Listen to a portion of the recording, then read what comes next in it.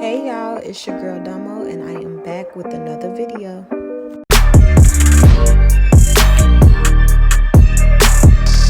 Alright, so when I hand make my wigs, I like to start off with about 7 to 8 pre-threaded needles in this mesh dome cap. You can find them on Amazon or your local beauty supply. When I put my dome caps on my mannequins, I like to put them with the skinniest part facing the back and then the widest part facing the front, like I just showed y'all. The skinny part will have like a V at the back. This will basically just make it easier for when you put your closure on, because you can kind of line up the closure with the wide parts, and you'll see what I mean when I get to that part.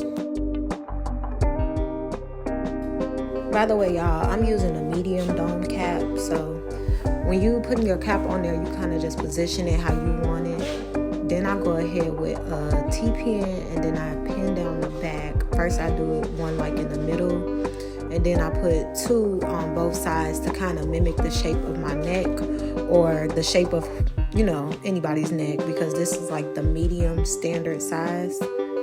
But if you're making a custom wig, you want to get the measurement so you can know exactly where to place these pins. I just kind of eyeball it when I'm doing just a regular standard wig.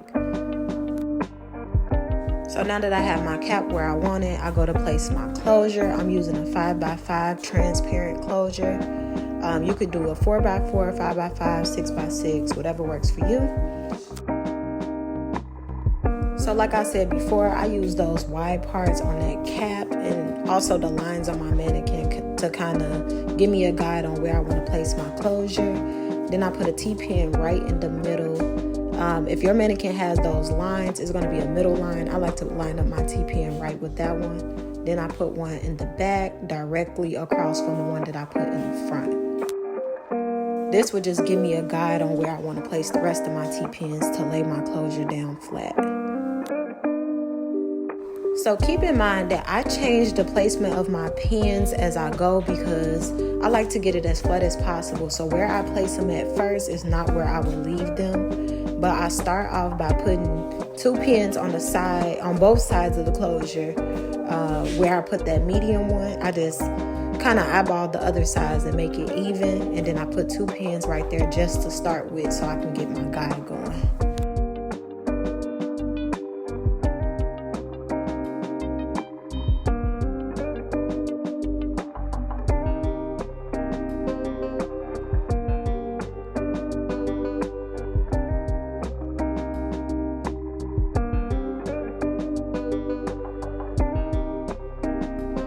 Then I started to place some pins in the back on both sides of that other T-pin that I put in the back in the middle. Again, I'm not going to leave these right there, and you're going to see what I mean by that as I go throughout the video, because I like to change it around so that it's as flat as possible.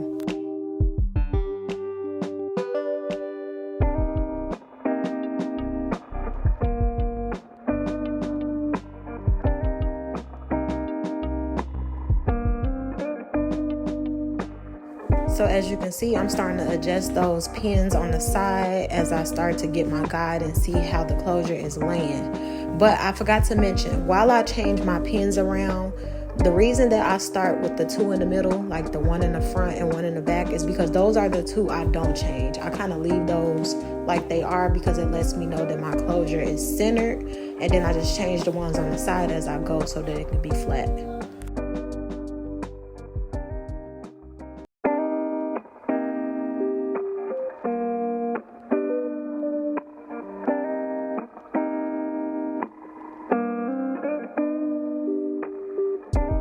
And once it starts to lay like I want it, I pin the hair up so that I can lay it a little bit flatter and the hair won't be in the way.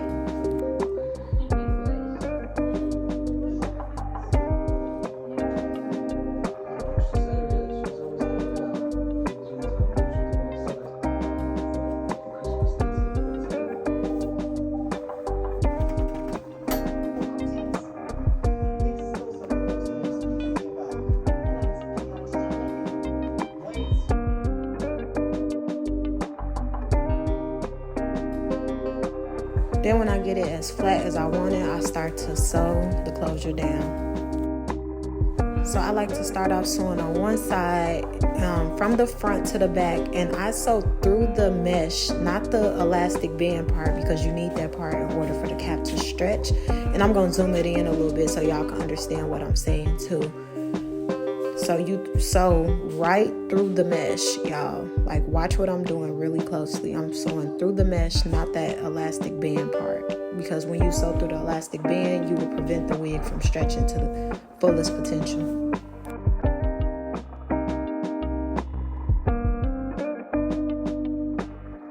So notice how I'm not going to sew all the way to the back on this first part, because you don't want the closure to start to shift and be uneven. So I'm going to sew a little bit on this side, then I'm going to turn it around, and then I'm going to sew on the other side. So like I said, it could stay in place based on how I pinned it. So I'm going to sew this part all the way to the back though.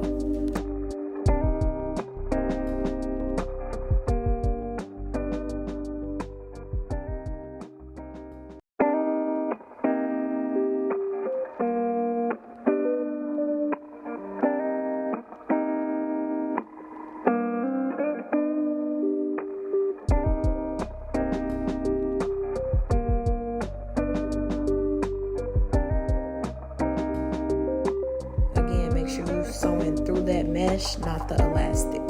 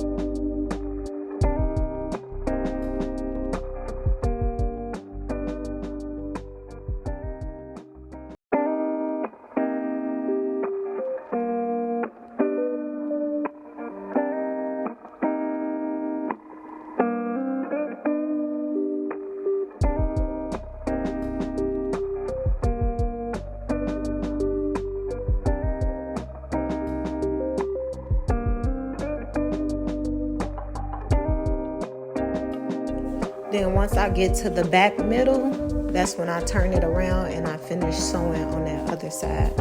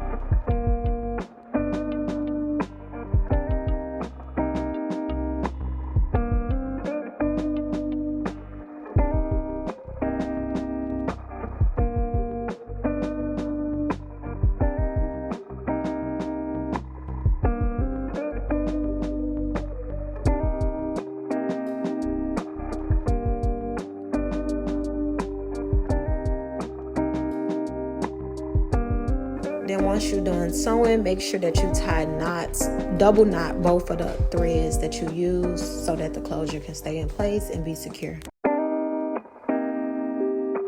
And this is how it should look once you sew it down. It should be nice and flat, no bumps.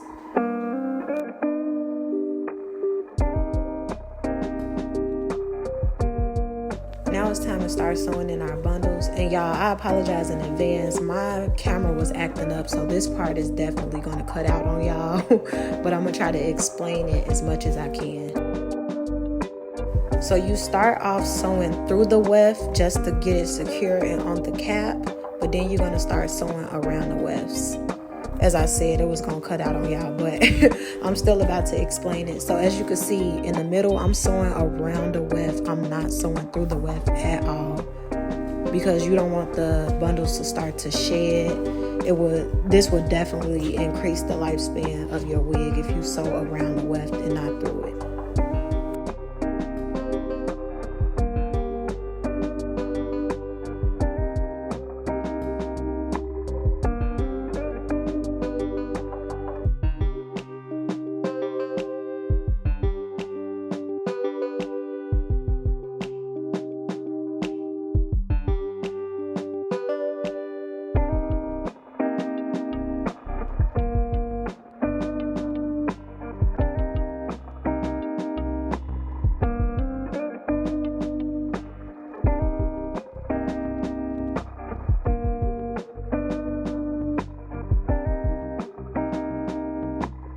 And then once you get to the end, you can sew through the weft, and then I like to fold the bundle over so that you won't keep cutting your bundles. And I zoomed it in a little bit so you can see what I mean by fold over.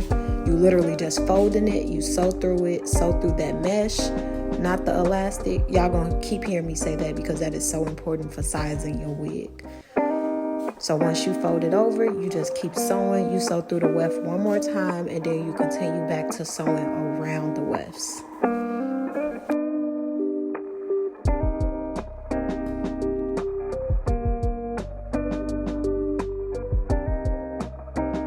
And then I just like to pin it. Once I sew through the weft and get it secure on that cap, I like to pin it on the other side so that I won't have to hold it while I'm sewing. This makes the process like 10 times faster if you pin it on both sides first.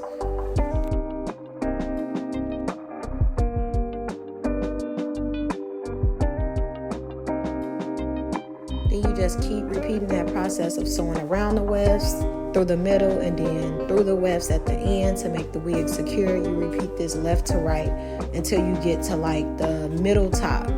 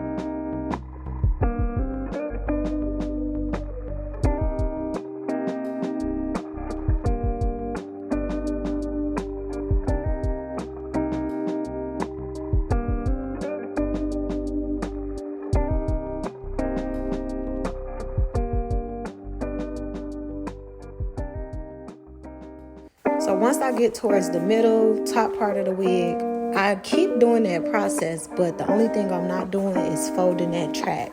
Reason being is because you do not want a bulky wig. Like, you don't want your wig to look fat. You don't want it to give helmet. So once you start sewing, you want to cut at the end. Still sew through the weft, but instead of folding it over, just cut it off.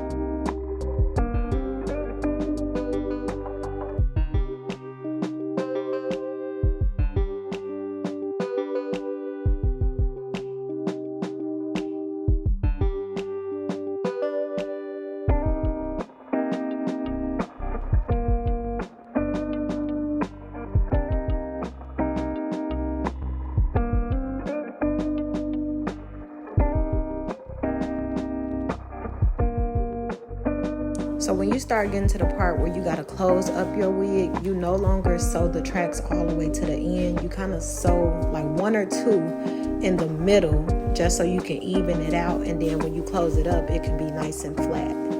And it can also be enough hair without any gaps. And you're going to see what I mean here.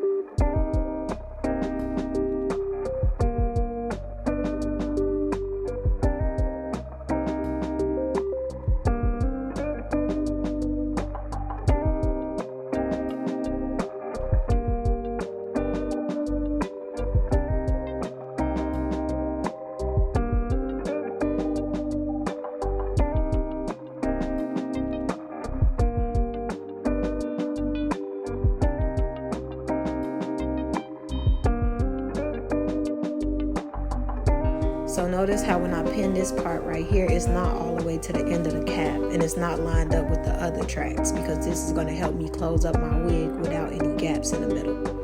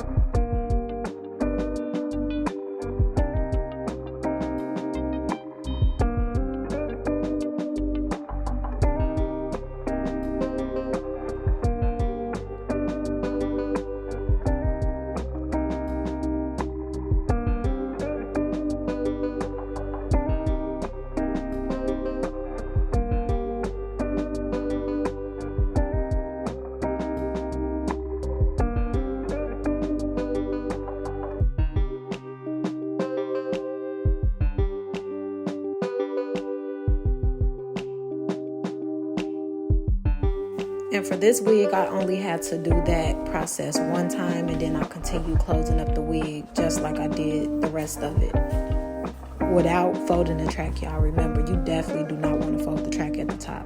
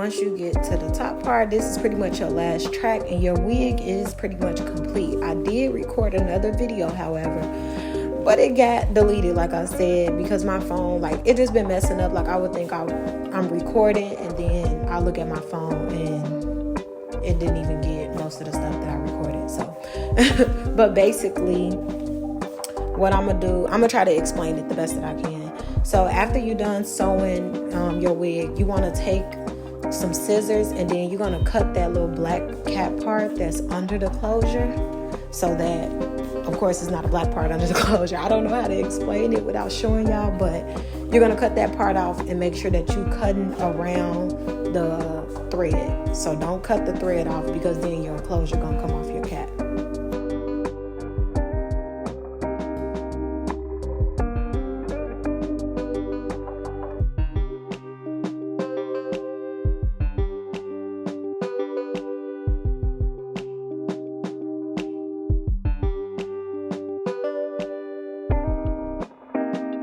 So then when I was done, I threw some highlights in it and styled it, and this is my final result. Like, share, and subscribe if you found this video helpful. See you in the next one. Bye, y'all.